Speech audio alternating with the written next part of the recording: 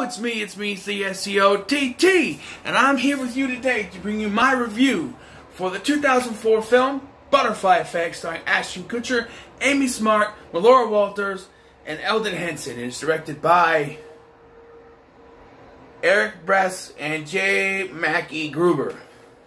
Alright, so I remember when this came out, right? Okay, first of all, I want to say I was actually going to do a review for this second episode of Supernatural, but problem is, I fell asleep on the couch, you know? I fell asleep, woke up, it was in the middle of the third episode, so I'm like, yeah, I'll do it later. So I put this in. And, okay, so I remember when this came out, advertisements everywhere about this new movie, Ashton Kutcher. They're like, Ashton Kutcher, he can't do serious stuff. He's that 70s stoner guy. He can't do serious stuff. Well, fuck you, critics, because this movie's great. There's some problems with it, but it's still a great movie. And I just remember seeing I had a videotape of an old episode of WWE SmackDown, and I remember an ad for the DVD and VHS of this. 2004. 2004. But yeah, so, story is, Evan Treborn, when he was a kid, he had these blackouts, and he can't remember what happened. So now as an adult, he starts to try to figure out exactly what happened by reading these journals that he wrote in, and he finds that these journals actually take him back to those points in time. And so now he tries to change his past by going back and see if his future will be better. So one thing I want to talk about here is the performance of Ashton Kutcher is great. Now everybody said he's the comedy guy. He was in, you know, Dude, Where's My Car? And after this he would be in Just Married. And he was that 70s show stoner guy. But he could do serious roles. This, The Guardian, various other things. He's very good in serious roles. Give him a chance. Of course, they kind of typecast him, putting him on Two and a Half Men as a smarter version of Michael Kelso. That's all he was. But anyway, yeah. So the one thing I'm gonna talk about first, because it's something they say. I hate this when a twist is figured out in a movie, but no one fucking says anything about it, or no one comes to the realization about it. So like I said, he has these blackouts when he is a kid, and now when he's an adult, he's starting to get these powers, and he goes back in time to those specific moments when the blackouts happened.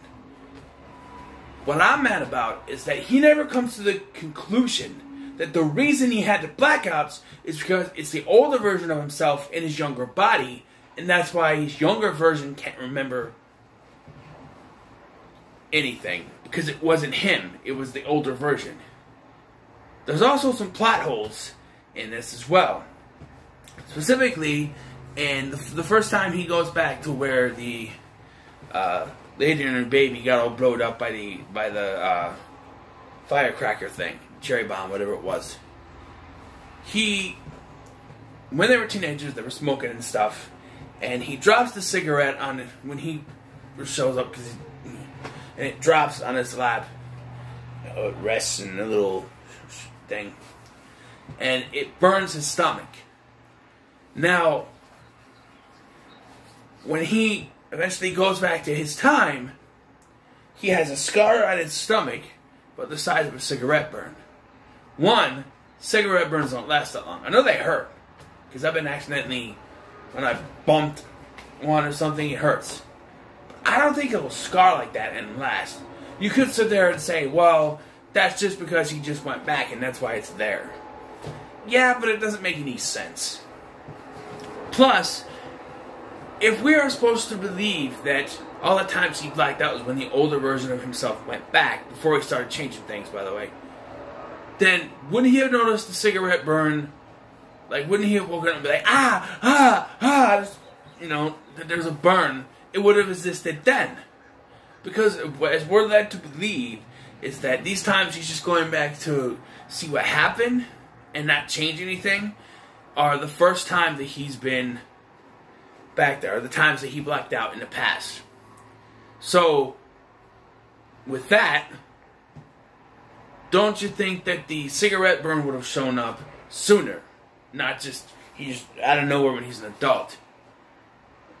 It just doesn't make any sense to me. That's one thing that always burned me about this movie. Another thing that burns me is that it's so negative. Like, being able to go back in time and change bad things in your life should be a good thing.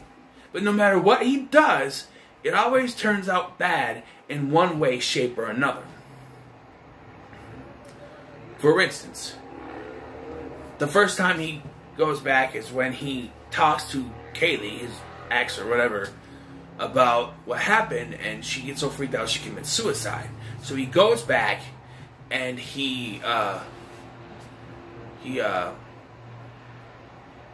because there's an instance where her dad was filming them as kids. He was trying to do kiddie pornos. And he goes back and he confronts the dad as a kid. Has Kaylee cover her ears. Although covering your ears doesn't stop you from hearing things if you're yelling, because he was. And then the result is that he's living in a frat, and she's in a sorority, and they're together. They're going to the same college. He actually came back for her, all that good stuff. Because after an incident, they moved away. He and his mom moved away. I'm not going to go through the whole plot because it'll take forever. But this is the perfect life. But of course, nothing he does can turn out good. So instead, we have the brother, who was also one of his friends when they were a kid. He was a psychopath. Who, as an adult, I didn't realize in this one until a later version of the future. It's played by Bullethead from the Steve Harvey show. I didn't realize that was him. I'm like, hey, that's Bullethead. I remember when I first watched this, I'm like, I didn't realize who it was, because I had seen the Steve Harvey show. I watched syndication.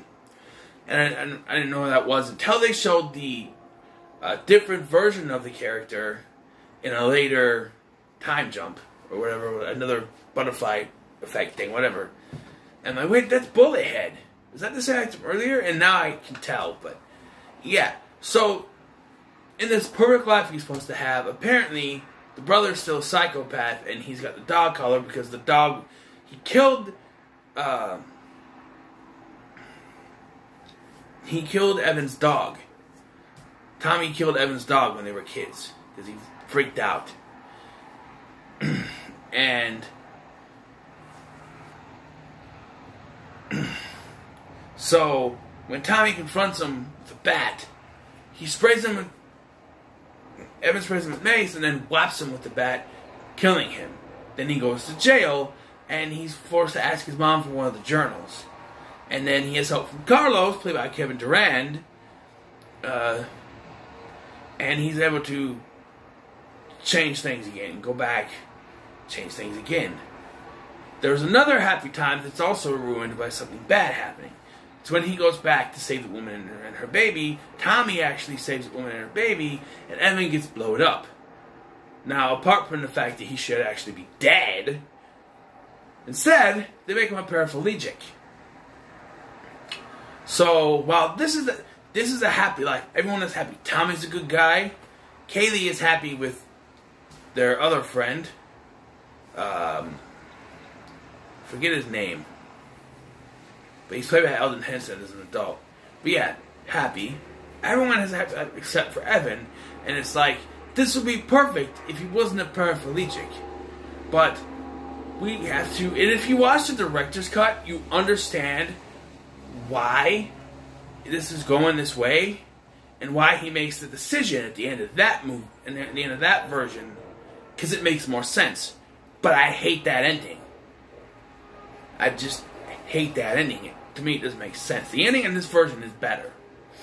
Other time jumps include, he goes back in time to talk to his dad, and because there's a blackout, and when he comes to, his dad's choking him, because he says he's going to try to fix things, and he doesn't want his son to end up like him. And then it's confusing because the version, because these blackouts are something new to his mother, and she has no idea what's going on. And then when the version where he's a paraplegic, he sees his mom. Apparently, she started chain smoking after he got blued up. So she's in like a hospital and stuff, suffering cancer and stuff like that. And he says he's gonna go back, he's gonna fix it. And she says, "You sound like your father." And I'm like, wait, you knew that there's something going on? And he doesn't come to the realization that she knew about she knew about this. No, he just leaves. Like, I'm gonna make it better, I'm gonna make it better. What other one was it? There's the version where he goes back to where before Tommy kills his dog, and he hands the chubby friend, I forget the name, a blade, Lenny, a blade, and says, use it to cut. It says, cut the rope. So he confronts Tommy, and he tells Tommy, don't do it, and Tommy lets the dog go. He talks Tommy down, and then Lenny stabs Tommy in the back, killing him. And I guess he's in a better life there. I mean, his life basically normal the way it was. But Tommy's dead. Lenny's in a mental institution. And Kaylee is now a hooker. Because apparently in this version an explosion caused her face to be fucked up. Or just the way she was hit would cause her face to be fucked up. You know, she wasn't hit any different than she was before. I don't know. And so he goes back again. And I'm not out of order here, but there's one he goes back. And he actually goes back to, once again, the moment where the dad, and he grabs the M80 explosive that kills the baby and the mom and the lady, and he uses that, and he threatens the dad. But then it gets knocked from his hand. Kaylee picks it up, and she ends up dead. And he wakes up in a mental institution, I guess being locked up after this, where, I don't understand that exactly. It was an accident. I guess the dad could have told the cops that the kid went nuts and grabbed it because, you know, cover his ass with the videotape, but it just doesn't. I don't know. This is the last instance because the end, he has to use the videotape to do it. And he may say, oh, but he was using journals before and now he's just... And he uses a videotape? Yes. Now, there are two different versions of this ending. The theatrical version, in which he uses it to go back in time to when he met Kaylee, and you tell her, "You come anywhere near me, I'll kill you and your brother," or something like that. And her and Tommy end up going to live with her mother, which is a better future for them. And then he wakes up, and while he, I think he's still rooming with Lenny at this point. But I don't know, but he's in a better life now. And then it flashes to a few years later, where we get the ending with the great song by Oasis. And all of the stars have faded away. Try not to hurry, you'll make it someday. Take what you need and be on your way, and stop crying your heart out. That's the one part. I watched it with the sound off, but when it came to the end, I turned the sound on, and he's walking down the street, and he's on the phone, and who happens to walk by him but Kaylee, and he stops and looks. And there's another variation to this ending where he actually does talk to her, but nah. And the director's cut ending, which I hate. One, the director's cut has hints through that Evan's mom was pregnant 2 times before, and they were stillborn. And so here, this one has him, instead of using instead of the family tapes being the one where he met Kaylee, it's his sonogram tape. And he goes back, it's the tape of his birth, I should say. He goes back and he strangles himself with his own umbilical cord and dies in childbirth. This implies that all 3 of the children she was pregnant with each went through the same thing. And their last resort was to kill themselves inside the womb. Dark. I hate that ending. I like the happy ending implying that even though he doesn't straight out go after her, it implies that possibly he could introduce himself to her and have a better life as an adult now. That happy ending, and like I said, that downer ending where he goes back in the womb and suffocates, chokes himself out with his umbilical cord, kind of works with the rest of the film, as you know, everything he does ends up badly. So the only way that this could work is if he ends up going back and not being born.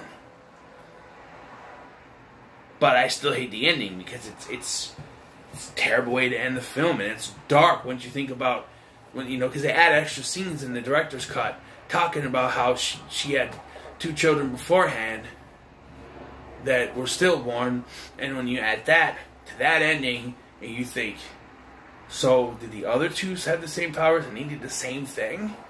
That's really dark.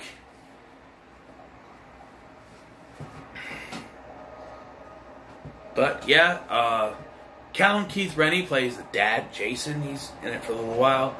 Overall, this movie's pretty good. The acting is solid. Ashton Kutcher is great in it. I'm gonna give it I'll give it a 9. I really enjoy this film. There are problems with it, but there's problems with every movie. There's no movie out there that's absolutely perfect that has no problems. Well, could be some, but you can always look for them. But anyway, yeah, this is a good film. Second one, however, yeesh. I gotta watch that one next. Sorry, I initially bought a DVD version of this, and I was like, oh, they made a second one. Different character. It's Eric Lively from So Weird. But I was, okay, he's in it. And Eric Durance from Smallville, so okay, it's got to be good, right? Well, no. The third one's good, though. This one's just kind of meh. To be honest, I can't remember anything from it right now. But, one thing, but I'm not going to spoil it. That's a spoiler, so. But yeah, the first Butterfly, the first Butterfly Effect is pretty good, so you should buy that one if you can by itself. Buy that one and buy the third one. You don't really need to have all 3 because there's no connection. There's no, they could be anthology films, each with a different story. Because none of the other ones are referenced. And the third film's actually more of a horror film if you think about it. It's kind of like, it's a time travel slasher film, which is weird. But yeah, pretty good movie. 9. So, what are you guys' thoughts on the Butterfly Effect? Comments below.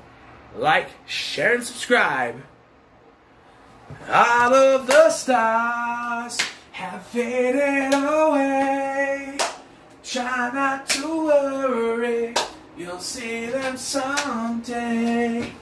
Take what you need and be on your way, and stop crying your heart out.